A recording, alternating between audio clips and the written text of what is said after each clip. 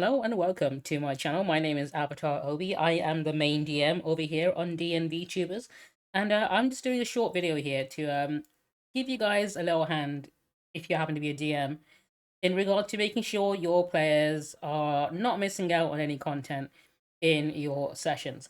So what you're seeing right now is a online virtual tabletop called One More Multiverse, which I use to run my Blades in the Dark campaign.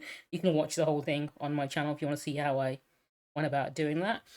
But as a DM, there is an issue that you might come across sometimes where your players might miss very important bits of information, whether by complete accident or just because they didn't pass a skill check or something.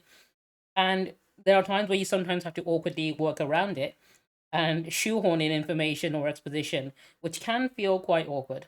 And I sort of remedied this in my own campaign, and I'll show you exactly how I did that. And I think it works better if you're doing sort of a virtual tabletop as opposed to playing IRL. So I imagine if you are playing online via Discord or Roll20, this is probably something, if you're a DM, you could find useful. So what you're seeing here right now, this is the hideout that my players used as a base of operations. The campaign basically follows them as a gang committing a series of crimes and heists and so on, slowly working their way up the criminal ladder. So this base is actually in the back of a cafe, and the only way they can access this little hideout area is if they were to exit and enter through this one door here, through this little secret fireplace door. And that is their only way in and out. So in order to leave to do a mission or whatever, they need to go through this little cafe area here. And this is where I would stage every important moment I needed to make sure that they would not miss. So important cutscenes would happen here, important characters would show up every now and again, and every time they walk through this little area to get to where they need to go to, they'll spot something is different, and they'll want to interact with it, which is what made it so useful. So one of the things I would do is there was a character that I had named Max. What Max would do is he would hang out here and catch them on their way in and out. Max came from a rival gang, and what he would do at the very start of the campaign is that he would ask the gang for tribute to his boss. So they would have to give a portion of their heist winnings or earnings to them. And I essentially used that as a sort of timer. So when the party felt like they were strong enough to finally take on this bigger gang, they could stop paying tribute to him. But this meant that over time, throughout several sessions, I had the opportunity to build up an antagonist for them to prepare for dealing with.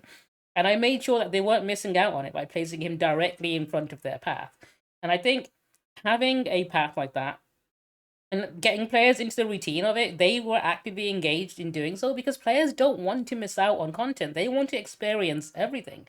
So sometimes just placing it directly in front of them is one of the best things you can do. And I feel that is really something that should be easier to be done when you're using a virtual tabletop, especially one like this. And I think people need to understand that when you are playing D&D virtually versus playing IRL on an actual table, there are certain advantages and benefits of doing so. And there's ways you can think outside the box that you wouldn't be able to do if you're playing in person. And I hope this little video has helped you develop a few ideas of your own on how to improve your own campaigns for your own players. Anyway, I've been Avatar Obi. This is just a short video I wanted to make to talk about something that I've not seen anyone else really do or mention, and I felt like it's an important hit more people would probably like to know about. We are currently starting a brand new campaign called Odyssey of the Dragon Lords. It's a 5e campaign made by the writers at BioWare that created Mass Effect and Knights of the Old Republic. So if you want to check that out, by the time this video comes up, I think our session 1 will have already be up on this channel. So why not go check us out there? And hopefully I'll see you the next time I decide to make another video like this, or if there's anything else people want to hear me talk about in regards to how I run campaigns, I'd be more than happy to do more videos like this. Or just talking about other VTTs. I love using virtual tabletops. This one is One More Multiverse. We've got a whole campaign on this. It's genuinely one I've loved using, one I really recommend using. It's free to use. But yeah, drop a like, comment, subscribe, and catch you later.